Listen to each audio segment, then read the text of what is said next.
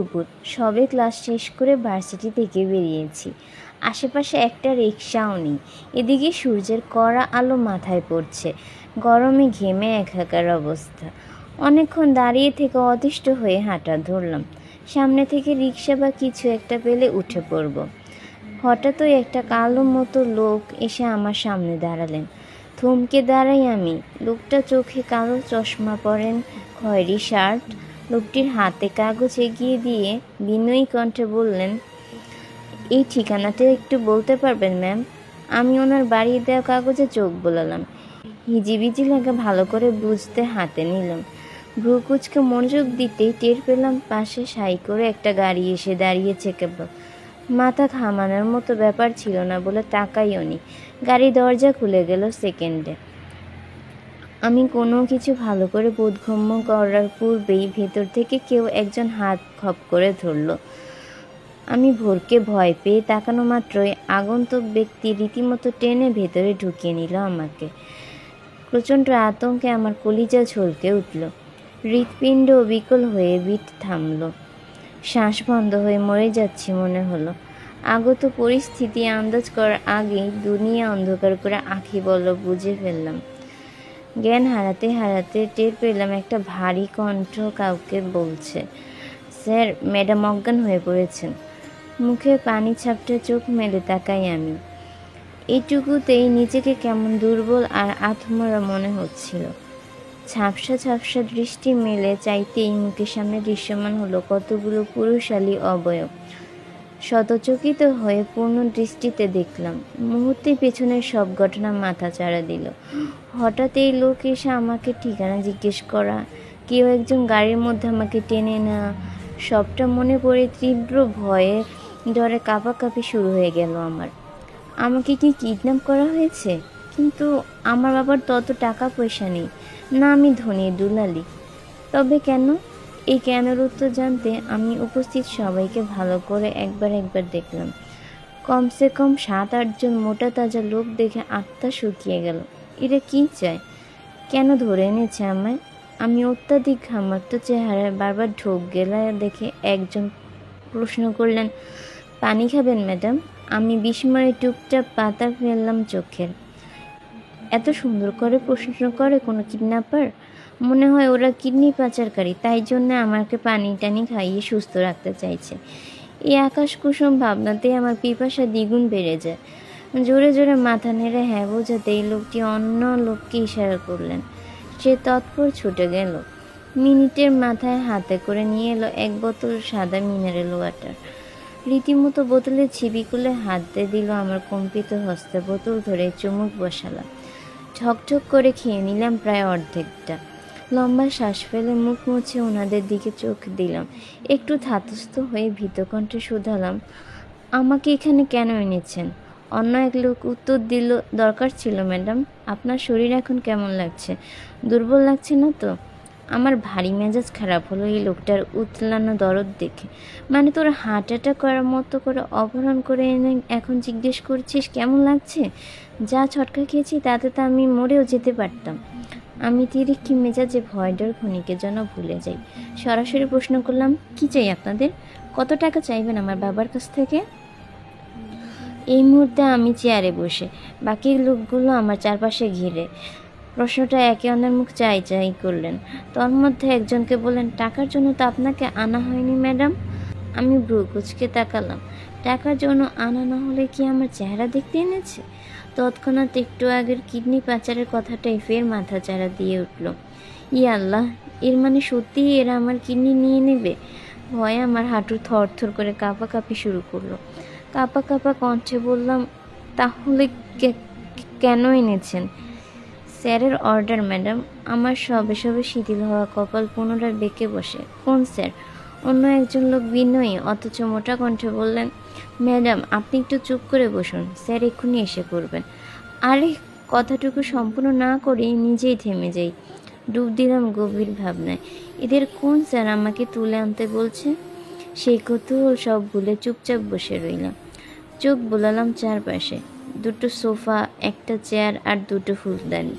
একটা ড্রেসিং টেবিলে ছাড়া ঘরে আর কিছু নেই। দেয়ালগুলো পুরনো, জায়গা জায়গা থেকে রং খসে পড়ছে।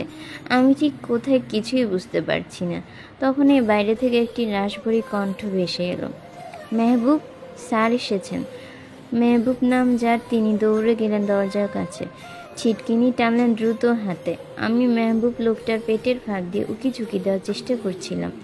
কণ্ঠস্বর কেমন শোনা শোনা লাগছে। তাছাড়া স্যারটা কে যে আমার মতো এত অসহায় অবলা মেয়েকে অপহরণ করলো? কি আছে আমার কাছে?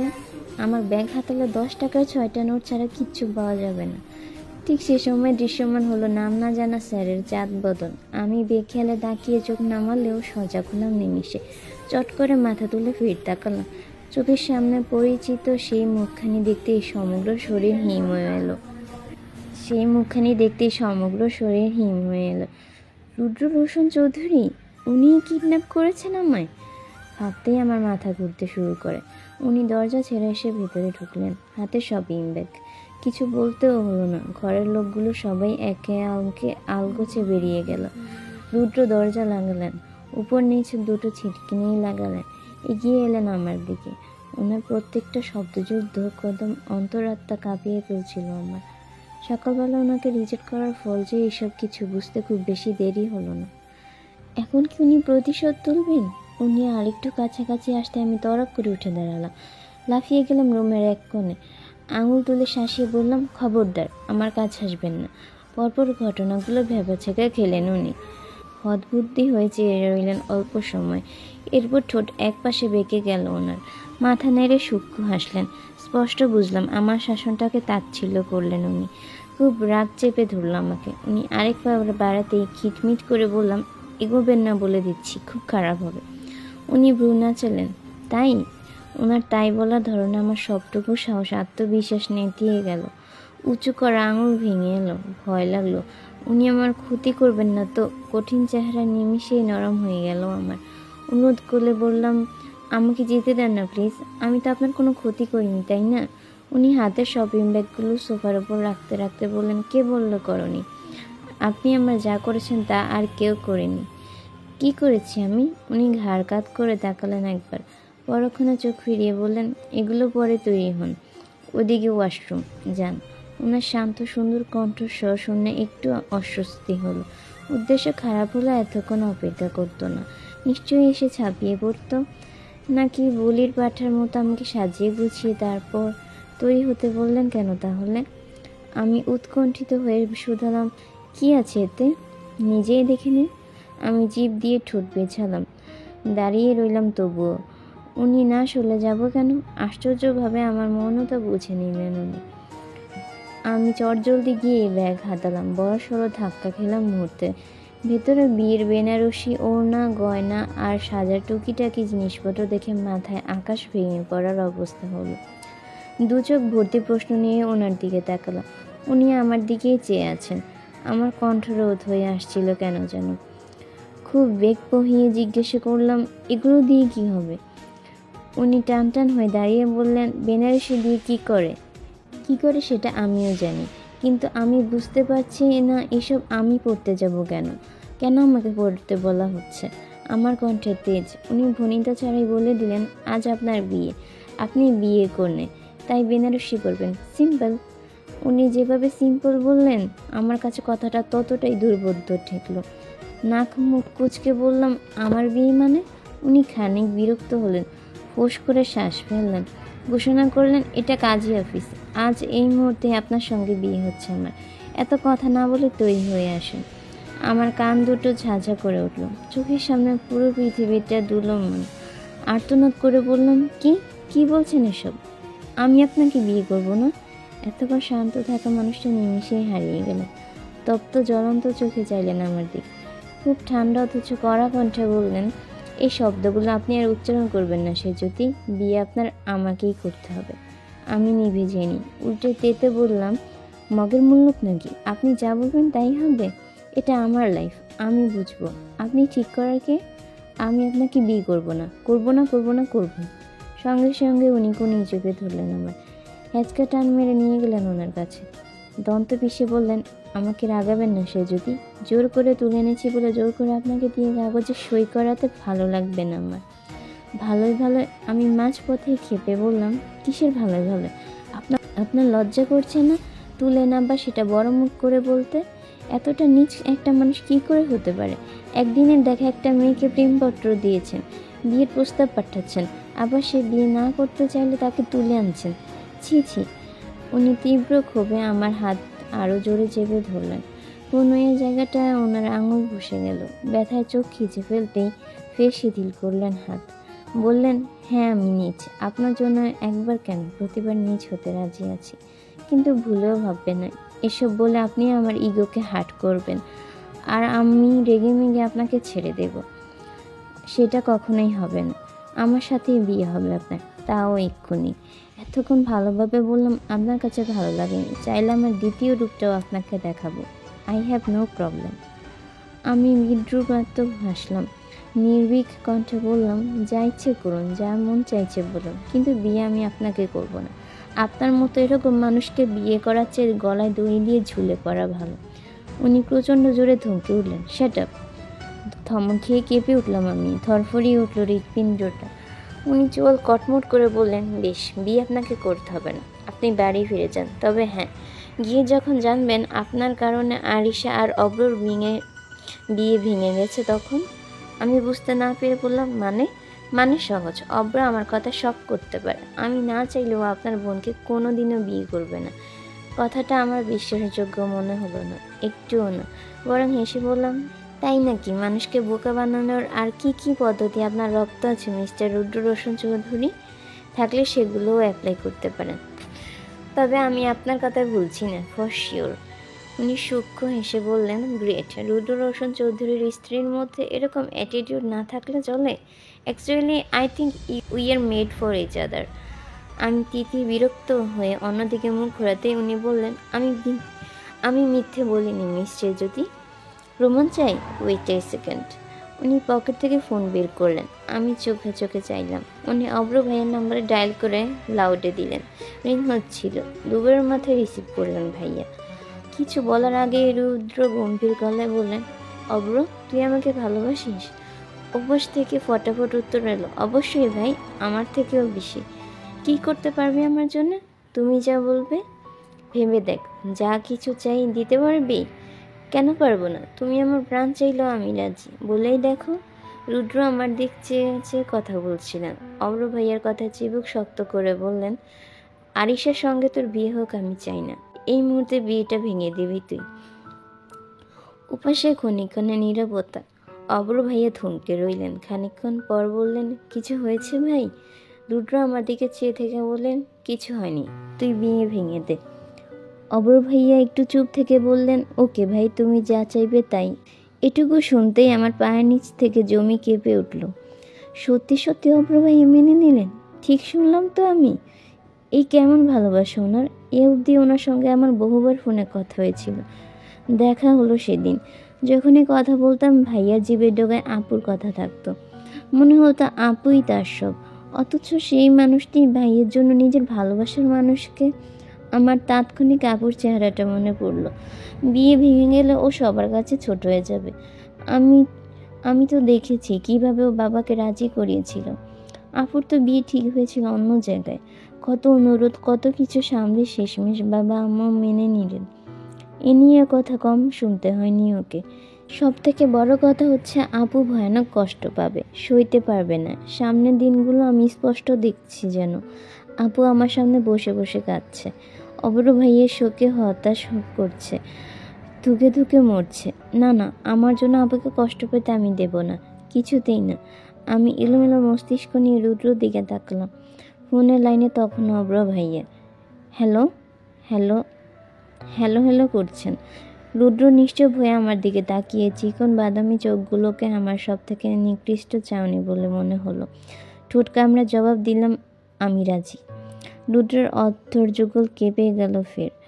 হাসলেন উনি, বিজয়ের হাসি। কুৎসিত হাসিটায় গা জ্বলে উঠল আমার।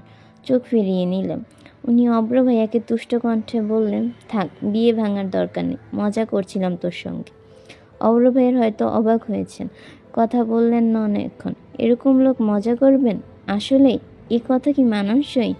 শেষে প্রাণ ফিরে পাওয়ার মতো করে শ্বাস টেনে বললেন, সত্যি বলছো ভাই? হুম। যাক, আমি তো ভয় পেয়ে গিয়েছিলাম। তুমি তো জানো, তুমি চাইলে আমি আমার প্রাণটাও দিয়ে দিতে পারবো। রাখছি এখন। রুদ্র লাইন কাটলেন, দৃষ্টি এখনো আমার দিকে। ফোন কান থেকে নামিয়ে আমার দিকে ভ্রু উঁচিয়ে চাইলেন। দাঁড়িয়েছেন কেন? তৈরি হন, আমি অপেক্ষা করছি। বুকে পাথর আর মনের মধ্যে ওনার প্রতি অঢেল ঘৃণা চেপে আমি ব্যাগগুলো সমেত ওয়াশরুমে ঢুকলাম। কাঁদতে কাঁদতে শাড়ি জড়ালাম গায়ে। ভারী শাড়িতে দ্বিগুণ ফুলে উঠলাম যেন। মনে মনে ঘোষণা করলাম, এই লোকটাকে আমি কোনোদিনও ক্ষমা করব না। দরজা খুলতেই দেখলাম রুদ্র সোফায় বসে, এক পায়ের ওপর পা তুলে অন্য পা ধীরে ধীরে নাড়াচ্ছেন। ফোন ঘাটছেন মনের সুখে। ইচ্ছে করছিল পাশের চেয়ারটা তুলে মাথায় মেরে দিই। থমথমে মুখ, ভেজা চোখ নিয়ে আমি বাইরে এলাম। শব্দ পেয়ে উনি চোখ তুললেন, চেয়েই থাকলেন কয়েক পলক। ওনার দৃষ্টিতে মুগ্ধতা ঝরঝর করে পড়লেও আমার সেই মুগ্ধতার প্রতি অনুভূতি জাগেনি। হ্যাঁ, অস্বস্তি হয়েছিল ভীষণ ভীষণ। রুদ্র উঠে এসে কাছে দাঁড়ালেন, ঠিক আমার সম্মুখে। পা থেকে মাথা অবধি চেয়ে বললেন, বউয়েরা দেখতে এত সুন্দর হয়? আমি উত্তর দিলাম না, অনুভূতি শূন্য হয়ে তাকিয়ে থাকলাম। আমার নির্জীব মুখশ্রী দেখে অল্প হেসে বললেন, এখন রাগ হচ্ছে তো? রাগ করুন যত ইচ্ছে। যখনই আমিটাকে আপনি পুরোপুরি জানবেন, কথা দিচ্ছি আপনার সব রাগ ক্ষোভ উবে যাবে, আর শূন্য হৃদয় পূর্ণ হবে আমার প্রতি ভালোবাসা। বুঝলেন, আমার পূর্ণই নেই। এই সুন্দর কথাটাও আমার উপর প্রভাব ফেলেনি। এক কান দিয়ে ঢুকে অন্য কান দিয়ে প্রস্থান নিল। মহাবিরক্তি ফুটে উঠল চোখে মুখে। উনি তাতে ভ্রুক্ষেপ দিলে তো। খপ করে আমার হাত চেপে ধরে হাঁটা ধরলেন। যেতে যেতে বলেছিলেন, এই সুন্দর বউটাকে সারা জীবনের জন্য নিজের করার সময় এসেছে। উদাস মনে কাবিননামায় সই করেছি আমি। ভেতরে কী লেখা, কাজী সাহেব কি বলছেন কিচ্ছু জানি না, দেখিও নি। বিয়ে শেষে রুদ্র আমার কাছে এসে আমার পিঠ ছড়িয়ে কাঁধে হাত রাখলেন। আমি রেগে মেগে তাকাতেই চোখ দিয়ে সামনের দিকে ইশারা করলেন। আমি কপাল কুঁচকে তাকাতেই ক্লিক হলো ক্যামেরায়। বন্দি হলো রুদ্রর আর আমার প্রথম একসাথে যুগল ছবি। সেকেন্ডের মাথায় ওনার হাতটা ছাড়া মেরে সরিয়ে দিল। কড়া কণ্ঠে বললাম, বিয়ে হয়েছে বলে যখন তখন গায়ে হাত দেবে না। এরপর হন হন করে বেরিয়ে বললাম কাজী অফিস থেকে। পা ছেড়ে ছুড়ে এসে দাঁড়ালাম। কোনো তোয়াক্কাই দেখালাম না রুদ্রর অভিব্যক্তির ওপর। আমার মাথায় তখন অনেক চিন্তা। বাবা মা আপু এরা জানলে কি হবে? কেমন হবে তাদের প্রতিক্রিয়া? সকালে বড় মুখ করে বিয়ে করবো না বলে আসা আমি এই বিকেলে যখন বধূ বেশে ওনাদের সামনে গিয়ে দাঁড়াবো, আত্মীয় স্বজন জানলে? ছি ছি, কি বলবে আমায়? বলবে মেয়ে পালিয়ে বিয়ে করেছে। আরও কত কি যোগ করবে সাথে কে জানে। আমার এক পৃথিবীর সবটুকু ক্রোধ গিয়ে পড়ল রুদ্রর ওপর। সব কিছুর জন্য এই মানুষটাই দেয়, আমার তথাকথিত স্বামী। রুদ্র আমাকে নিয়ে সোজা ওনাদের বাড়িতে এনেছেন, সাথে ডেকে পাঠিয়েছেন আমার পরিবারকেও। এতটা তারা আর এতটা সিরিয়াস ভঙ্গি ছিল ওনার, সে বিয়ের আগেই শ্বশুরবাড়িতে হাজির হতে হলো আমার আপুর আরশিকেও। আমাকে বধূ বেশে দেখে সবার মাথার আকাশ ভেঙে পড়ল। প্রত্যেকেই যেন কথা বলতে ভুলে গেল। খানিকক্ষণ কেউ টু শব্দ অবধি করেনি। বড় বড় চোখ শুধু দেখেছিল আমাদের। আর আমি শক্ত পাথরের ন্যায় দাঁড়িয়ে। জোরপূর্বক এই বিয়ে সামান্য দুঃখ যেন নেই আমার, অথচ শুধু আমি জানতাম ভেতরটা কি চলছিল। প্রকাণ্ড ঘূর্ণিঝড় যেন উল্টে পাল্টে দিচ্ছিল সব। এখনো এই তিনটি মানুষকে কি জবাব দেব আমি? এই বিরাট সময়ের নীরবতা ভাঙলেন স্বয়ং রুদ্র। ঘোষণা করলেন, আমি আর সে যদি 1 ঘন্টা আগে কাজী অফিসে গিয়ে বিয়ে করেছি, সে যদি এখন শরীয়ত মোতাবেক আমার স্ত্রী। আর এটা বলতেই আমি আপনাদের ডেকেছিলাম। কথাটা উনি বাবাকে উদ্দেশ্য করে বলেছেন। বাবা হতাশ চোখে আমার দিকে তাকিয়ে। আমি একবার চেয়ে চোখ নামিয়ে ফেললাম। ওই দৃষ্টিতে দৃষ্টি মেলানোর সাহস আমার নেই। আম্মু কেঁদে কেঁদে বললেন, কিন্তু এভাবে বিয়ে করার কি দরকার ছিল বাবা? আমরা তো একদম মানা করিনি তোমাদের বিয়েতে। বলেছিলাম, আপনারা পুরোপুরি নিশ্চয়তাও দেননি আন্টি, তাই জন্যই আমরা এভাবে বিয়েটা করতে হয়েছে। তুমি নিশ্চয়ই ওকে জোর করে বিয়ে করেছো রুদ্র। রুদ্রর মা ভীষণ রেগে বললেন কথাটা। রুদ্র একটু বিচলিত না হয়ে জবাব দিলেন, না, মিথ্যে বলছো কেন? সে যদি তো তোমাকে বিয়ে করতে চায়নি, আজ সকাল অবধিও না। তাহলে ক ঘন্টায় কী এমন হলো যে? সেটা ওনাকেই জিজ্ঞেস করো, উনি তো সামনেই আছেন। জেনে নাও আমি আসলেই ওনাকে জোর করে বিয়ে করেছি কিনা। শেষ কথাটা বলতে বলতে রুদ্র আর চোখে আমার দিকে তাকালেন একবার। আন্টি সত্যি এগিয়ে এলেন, আমার 2 বাহু নরম হাতে ধরে বললেন, আমার দিকে তাকো সেজুতি। আমি তাকালাম। আন্টি তীক্ষ্ণ চেয়ে চেয়ে প্রশ্ন করলেন, এই বিয়ে তোমার ইচ্ছেতে হয়েছে? আমি এক মুহূর্ত না ভেবে বললাম, হ্যাঁ। আন্টির হাত শিথিল হলো। পাশ থেকে আপু বিস্ময় নিয়ে বলল, তাহলে সকালে মানা করেছিলি কেন? এমনি। আমার সংক্ষিপ্ত উত্তরে খুশি হলো না কেউ। আম্মু উঁচু কণ্ঠে বলে, এমনি? এমনি কেমন কথা? আমাদের জন্য ধৈর্যের ধরা যেত না? এমন কি হয়ে গেল যে বড় বোনের আগেই নিজে বিয়ে সেরে ফেললি? রুদ্র বরফ স্বরে বলে উঠলেন, আজকাল বড় ছোট কোনো ব্যাপার নয় আন্টি। অব্রও তো আমার ছোট, অথচ ওর বিয়ে আমার আগে হতে যাচ্ছিল। এইটা নিয়ে আমাদের কোনো সমস্যা হয়নি, আপনাদের কেন হচ্ছে? এটাই কি স্বাভাবিক নয় বাবা? আমরা মধ্যবিত্ত মানুষ, তোমাদের মতো অত উচ্চবিত্তবান নই। আশেপাশে সবার কথা শুনে বেঁচে থাকতে হয় আমাদের। তাছাড়া আমার মেয়ে থেকে এমন ছেলে মানুষই আমি আশা করিনি। আম্মু দীর্ঘশ্বাস ফেললাম, সাদে কেঁদে উঠলেন। আমার ভেতরটা ফেটে যাচ্ছিল তখন। কিভাবে পাথর হয়ে দাঁড়িয়ে আছি নিজেও দ্বিধাদ্বন্দ্বে ভুগছি। রুদ্র ওনার মায়ের দিকে ফিরে বললেন, তুমি তো কাল অবধি চেয়েছিলে অব্রর আগে আমার বিয়ে হোক। বড় ছেলের বউয়ের মুখ দেখতে মরিয়া হয়ে গিয়েছিলে, তাহলে এখন এভাবে দাঁড়িয়ে আছো কেন? আন্টি চটে বললেন, তো কি করতে বলছো? ধেই ধেই করে নাচবো আমি? আমার মাথা হিট করে দিলে। সবাই কি ভাবছেন? এতক্ষণে নীরব অব্র ভাইয়া মুখ খুললেন, এগিয়ে এসে বললেন, কেউ কিছু ভাববেন না মা, তোমরা এই সামান্য বিষয় নিয়ে টেনে টেনে লম্বা করছো। আরে বাবা, ভাই তো নিজেই চেয়েছিল ঢাকঢোল পিটিয়ে বিয়ে করবে, সে যদি রাজি হয়নি তখন। হতে পারে ওদের মধ্যে মনোমালিন্য হয়েছিল, তাই এখন সব মিটে গেছে, দুজন খুব খুশিতে বিয়ে সেরে ফেললো, হতে পারে না? আর তাই তোমরা অহেতুক নাড়াচাড়া না করে ভাইয়া সেজুতিকে মেনে নাও। ওদের দেখেই বোঝা যাচ্ছে কতটা ক্লান্ত ওরা। তার উপর সেজুতি কি ভারী একটা শাড়ি পরেছে, ওর কষ্ট হচ্ছে না? ওরও বিশ্রাম দরকার। আমি কটমট করে অব্র ভাইয়ের দিকে তাকালাম। আমাকে সব থেকে বড় বাসটা তো এই লোকটাই দিয়েছে, আর এখন দরদ দেখাচ্ছে। অব্র ভাইয়ের কথা আন্টির ওপর প্রভাব ফেললো। তিনি ফোঁস করে এক নিঃশ্বাস ফেলে বাবার কাছে গিয়ে দাঁড়ালেন। বাবা থম মেরে দাঁড়িয়ে, মুখে র নেই। আন্টি নম্রে কণ্ঠে বললেন, যা হওয়ার হয়ে গেছে ভাইজান, ছেলে মেয়ে দুটো ভুল করেছে, ওদের হয়ে আমি আপনার কাছে ক্ষমা চাইছি। আন্টি হাত জোর করতেই বাবা ব্যস্ত কণ্ঠে বলে উঠলেন, না না আপা, আপনি কেন? রুদ্র প্রতিবাদ করে উঠলেন, আমরা ভুল করিনি মা, বিয়ে করা ভুল কাজ নয়। আন্টি চোখ বুজে ঠোঁট গোল করে শ্বাস ফেললেন, যার মধ্যে ছেলের প্রতি হতাশা ছিল।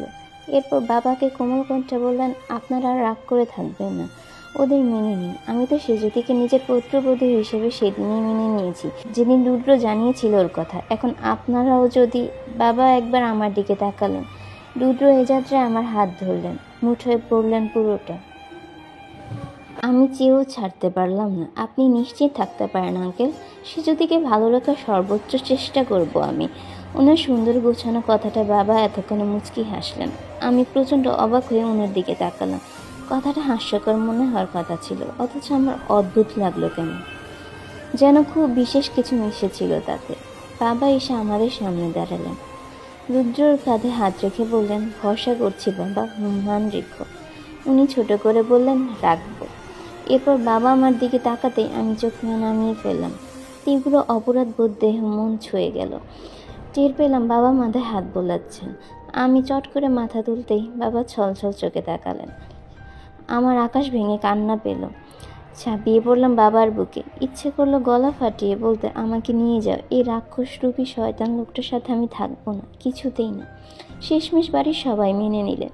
বিয়ে হয়েছে, এখন করার তো কিছু নেই। বাবা আম্মু সবাই আমাদের মন ভরে দোয়া করলেন। সেদিনের মতো ঝামেলা মিটলেও আমার সুপ্ত রাগটা অবিচল, কারণ রুদ্র আবার জিতে গেলেন। এত বড় একটা অন্যায় করেও পার পেলেন। আমি না পারছিলাম কাউকে বলতে, না পারছিলাম সইতে। খুব করে চেয়েছিলাম যেন কেউ মেনে না নেয়, অথচ হলো না। এখানেও পূরণ হলো না আমার ইচ্ছে। রুদ্রর মা মানে আমার শাশুড়ি মা ভীষণ ভালো মানুষ, আমাকে প্রতিটি সম্বোধনে ওনার মা ডাকা চাই, এছাড়া যেন কথাই বলেন না। এই মুহূর্তে আমি বসে আছি বিছানায়, বিশাল ঘরের তুলতুলে বিছানায় শক্ত মন নিয়ে আমি হাঁটুতে মুখ গুজে বসে। বিয়ের বেনারসিটা ছেড়ে এখন একটু পাতলা সুতির শাড়ি পরেছি। এত এত শাড়ি চোখের পলকে বাড়িতে হাজির হয়েছে। এনেছেন রুদ্র। মেয়েদের শপিং, পছন্দ, জামা কাপড়, গয়না এসব তাদের দুর্বলতা হলেও আমার মন কোনো কিছুতেই ভালো হয়নি। আমার থমথমে গোমরা মুখ পাল্টায়নি। তবে একটা বিষয় সত্যি, আমাকে বউ হিসেবে পেয়ে আন্টি খুব খুশি হয়েছেন। রাতে বাবা মাকে না খাইয়ে ছাড়েননি, খুশ গল্পে মেতেছিলেন। প্রত্যেকটা কথায় ওনার খুশি ঝরে পড়ছে যেন। হয়তো গোয়ার ছেলে এতদিনে বিয়ে করছে, এই আনন্দে আটখানা আন্টির মন। বাবা, আম্মু, আপু বাড়িতে ফিরে গেছেন। তারপর আন্টি আলমারি থেকে তার দুটো বালার নাকফুল আর একটা চিকন স্বর্ণের চেইন পরিয়ে দিলেন আমায়। সাথে বললেন, আজ থেকে আমার মেজাজি ছেলেটা সব দায়িত্ব তোমার মা। আমি আমার পা ছুঁয়ে সালাম করলাম। উত্তরে চুপ ছিলাম। ইচ্ছে করছিল একটা কিছু বলি বা ওনাকে সত্যিটা খুলে বলে ফেলি যে আপনার ছেলে আমি কীভাবে বিয়ে করেছিল, কিন্তু পারলাম না। দেয়ালেরও কান আছে। বাই এনি চান্স রুদ্রর কানে খবর পৌঁছে যাক আর বিয়ে ভেঙে দি কাপড়। এরপর আর কি কি তুলকালাম ঘটাতে পারে তাও আন্দাজের বাহিরে। এই কদিন লোকটাকে যেন চিনে ফেলেছি। ওনার প্রতিটি হাড় মধ্যে শয়তানের বসবাস।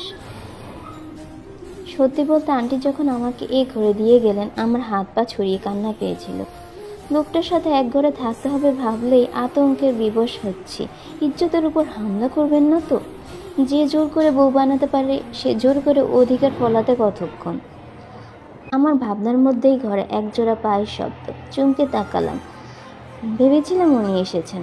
না, অব্র ভাইয়া। স্বস্তি পেলেও অব্র ভাইয়াকে দেখে মুহূর্তে মুখটা কালো হয়ে গেল আমার। রাগ হলো। এই মানুষটার ভালোবাসার কোনো মূল্য নেই এখন আমার কাছে। অব্র ভাইয়া ভীষণ হাসি খুশি মুখ নিয়ে এসে আমার সামনে বসলেন। সে যদি তুমি তো আমার ভাবি হয়ে গেলে, এখন কি ডাকবো বলো তো? কোন সম্পর্কটাকে জোর দেবো? শালি নাকি ভাবি? শালি হিসেবে দুষ্টমি করবো নাকি ভাবির মতো? আমি ওনার দিকে না চেয়ে বললাম, একটার প্রয়োজন নেই ভাইয়া। আপনি আমার সঙ্গে কথা না বললেই ভালো হয়। আমার কাটকাট জবাবে অব্র ভাইয়ের হাসিটা দপ করে নিভে গেল। সিরিয়াস হয়ে বলল, মানে কথাও কেন বলবে না? এনিহাও তুমি কি আমার সাথে রেগে আছো? আমি কি কিছু করেছি? আমি তাকালাম। ছোট করে বললাম, করেননি? ভাইয়া মনে করার খুব চেষ্টা করলেন। না, আমার তো মনে পড়ছে না এমন কিছু। আমি দীর্ঘশ্বাস ফেলে হাসলাম। বললাম, পড়বে কি করে? আপনার কাছে হয়তো এটা এমন কোনো ব্যাপার না। অব্র ভাইয়া ভীষণ তটস্থ হয়ে বললেন, কি বলতে চাইছো সেজুতি? আমার মাথায় কিন্তু কিচ্ছু ঢুকছে না। আচ্ছা ভাইয়া, আপনি সত্যিই আপুকে ভালোবাসেন তো? হঠাৎ এরকম প্রশ্নে ভাইয়া ভেবাচেকেও গেলেন। তবে বিলম্ব না করেই জবাব দিলেন, অবশ্যই বাসি। আমি বুঝলাম, তাই?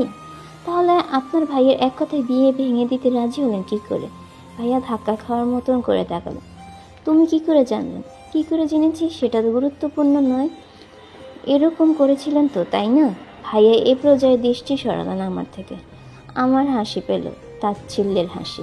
বললাম, আমি অবাক হয়েছি খুব। আপনাদের এতদিনের সম্পর্ক, অথচ ভাইয়ের এক কথায় কোনো প্রশ্ন না করে আপনি বিয়ে ভাঙতে হ্যাঁ বলেন। একবারও কি ভাবেননি এতে আপুর কী অবস্থা হতো? ওর ওপর কী প্রভাব পড়তো? ও তো শেষ হয়ে যেত ভাইয়া।